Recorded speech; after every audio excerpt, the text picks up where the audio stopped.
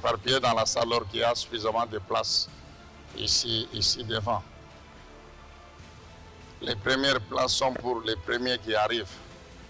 Ceux qui arrivent après, ils trouveront de la place. Amen, bien-aimés dans le Seigneur. Amen. Donc je disais que sans plus tarder, nous voulons passer au premier message. Donc au premier enseignement. Alors c'est pourquoi, et sur le programme, c'est l'apôtre Aaron, Timothée, qui va nous enseigner. Hier, dans la plénière, il nous a parlé du mystère du figuier verdoyant et productif. Qui était là hier? Que Dieu soit loué, que Dieu soit béni. Le mystère du figuier verdoyant et productif. Alors je suis sûr que pour l'enseignement de ce matin, il y aura un autre mystère. Alors j'admire l'apôtre Aaron parce qu'il décortique vraiment les mystères. Amen. Amen. Quand il décortique le mystère, vous comprenez que le mystère cesse d'être mystère. Il devient une réalité vivante. Alléluia. Alors nous nous tenons debout. Nous acclamons le Seigneur en recevant l'apôtre Aaron. Est-ce qu'on peut très bien acclamer le Seigneur?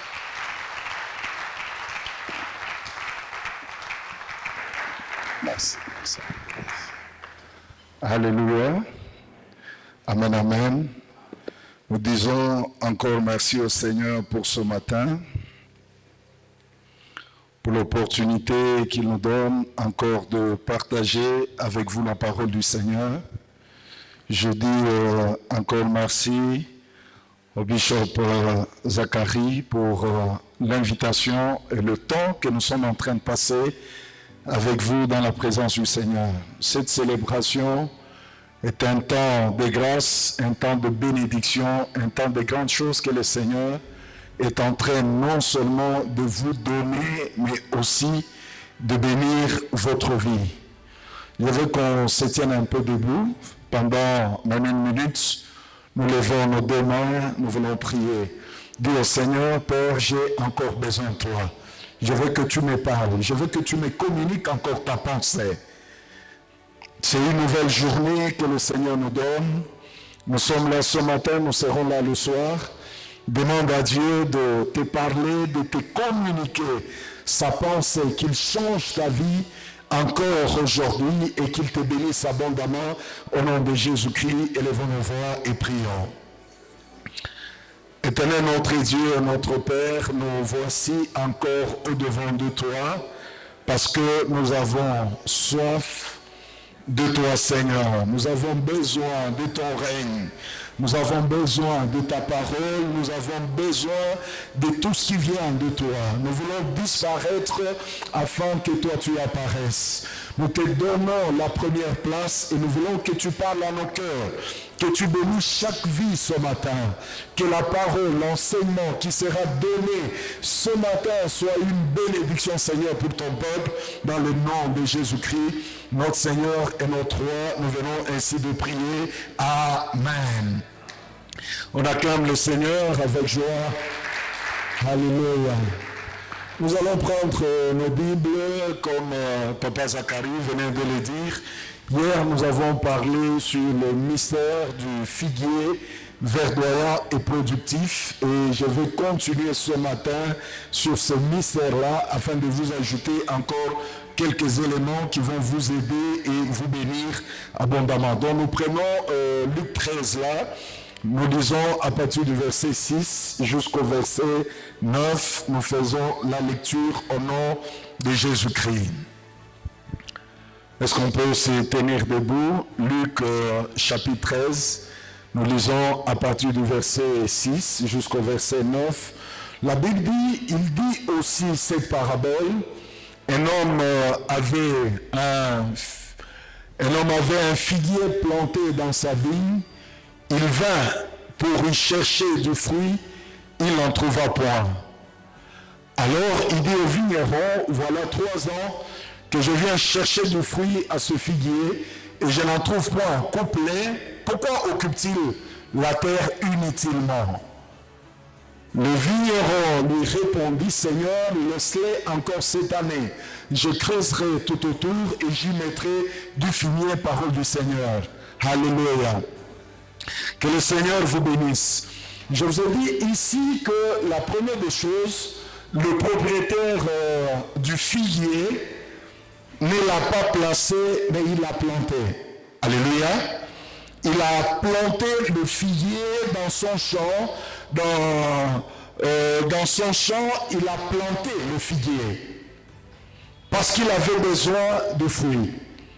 Il avait besoin de manger le fruit. Voilà pourquoi il va planter ce figuier. Je vous ai donné la différence entre planter et placer. Je vous ai dit que tout ce qui est placé peut être déplacé. Tout ce qui est placé peut être bougé facilement. Mais ce que Dieu plante, Dieu sait que si je place, quand il y aura le vent, quand il y aura des tempêtes, quand il y aura le torrent, on peut l'emporter facilement. Voilà pourquoi Dieu, au lieu de placer, il le plante pour que tu aies des racines et que tu ailles plus loin. Nous lisons le deuxième texte, 1 Chronique chapitre 17, le verset 9. 1 Chronique chapitre 17, le verset 9, on va remettre le texte. 1 Chronique 17, le verset 9.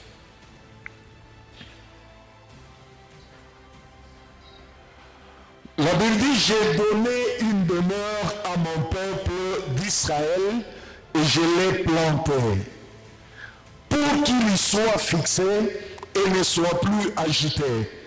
Pour que le méchant, revenez un peu là où on était, pour que le méchant ne le détruise plus comme auparavant. Ici, Dieu parle d'Israël qui a été planté. Donc, lorsque nous parlons de l'arbre, nous voyons l'homme. L'arbre est l'image de l'homme, et pas n'importe quel homme, mais l'homme qui appartient à Dieu et avec qui Dieu a une mission. La Bible dit que j'ai pris mon peuple d'Israël et je l'ai planté. C'est là que je vous ai dit que nous, en tant que chrétiens, nous avons été plantés dans le champ de Dieu. Nous avons été plantés dans une bonne place afin d'être arrosés, afin d'être bénis pour que nous puissions produire le fruit après. Mais 3 ans après, quand on vient voir, il vient voir son figuier, le figuier n'a pas donné le fruit, malgré tout ce que le propriétaire a fait pour le figuier. Alléluia. Pourquoi Dieu vous plante? C'est pour qu'on ne vous détruise plus comme auparavant. Pour que les méchants ne vous détruisent plus et pour que vous ne soyez pas errants. Dieu vous donne une place, Dieu vous plante afin que le méchant, le combat, la jalousie, les animosités, les attaques des hommes et des méchants ne vous détruisent plus. Gloire au Seigneur. Je vous ai dit que 2 choses, seulement pour détruire cet arbre qui est planté, soit il faut le couper ou il faut le déraciner. Mais quand on coupe l'arbre, on trouve que là, il y a une promesse. Parce que la Bible dit que l'arbre a de l'espérance, il sait que quand on le coupe, il fleurira encore, il sortira encore, il produira encore du fruit. Et l'arbre qui a l'espérance, ce n'est pas n'importe quel arbre. C'est l'arbre qui est l'homme, le chrétien, créé à l'image de Dieu, régénéré en Christ, qui a l'espérance. Qu'à un certain moment de la vie, tu peux passer par des moments difficiles, de tribulations, de difficultés. Tu peux perdre certaines choses, mais ce n'est pas la fin de ta vie. Tu dois avoir l'espérance que ce que tu as perdu, tu peux le récupérer avec Jésus-Christ. Il y a des gens dans les églises qui ont perdu l'espérance à cause de certaines choses qu'ils ont perdues. Pourquoi je prie, mais j'ai perdu de l'argent? Pourquoi je prie, j'ai perdu, je ne sais pas, un enfant, un mari, une femme? Ça peut arriver, mais la Bible dit que l'arbre a de l'espérance. Parce que quand on le coupe, il pousse encore. Donc tu peux encore pousser, tu peux encore monter, tu peux encore récupérer, tu peux encore aller plus loin avec Dieu, parce que notre Dieu est fidèle. Il est fidèle. Et la deuxième des choses, je vous ai dit que pour détruire cet arbre, il faut le déraciner. Or, nous, les chrétiens, en tant que les arbres de Dieu, nous avons une racine invisible que personne ne peut couper, que personne ne peut détruire. Et cette racine, c'est Jésus-Christ.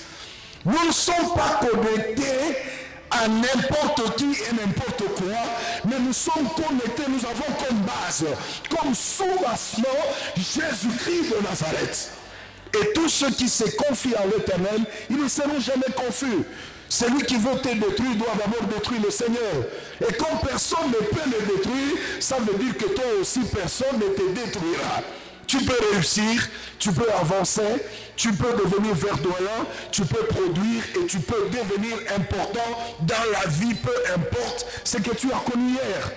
Dieu est bon, Dieu est fidèle, Dieu change la vie des gens, Dieu transforme nos vies. Ceux qui se confient en lui ne sont jamais confus. Ma soeur et mon frère, je veux que ce matin, tu reprennes l'espérance, que tu croies encore que Dieu est capable même de te donner ce que tu as perdu. Il y a des gens qui viennent à l'église qui n'ont plus d'espérance, qui ne croient plus. Tout ce qu'on dit et tout ce qu'on fait, c'est dire, non, on a toujours parlé comme ça. Dieu est fidèle, ma soeur. Dieu est fidèle, mon frère.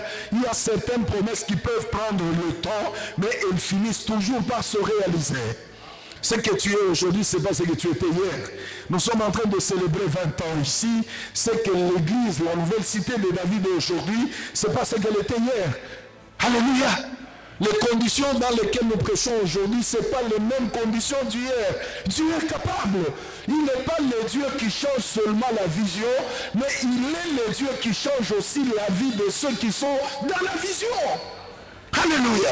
Vous devez croire au Seigneur. Vous devez espérer. Espérer. L'arbre de l'espérance, même quand on le coupe, il pousse. Personne ne peut le détruire, personne ne peut le déraciner.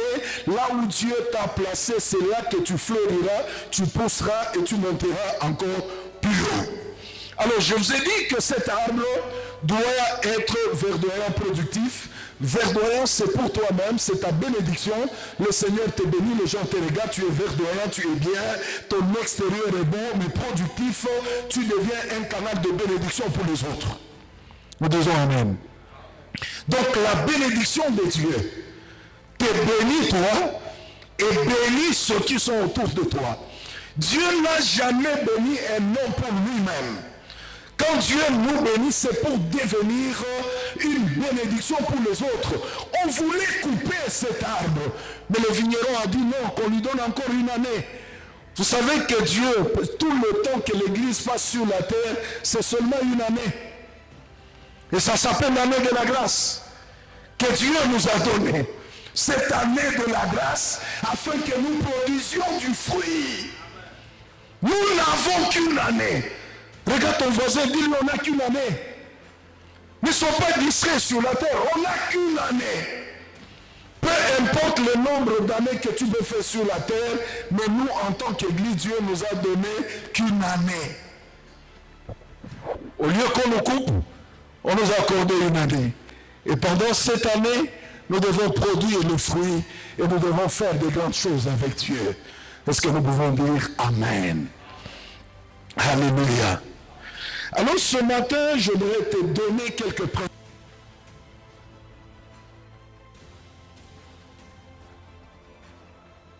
Oh, je suppose qu'il y a un problème de pile, si on peut m'aider un peu rapidement. Alléluia. Comment tu peux demeurer, rester verdoyant et productif toute ta vie?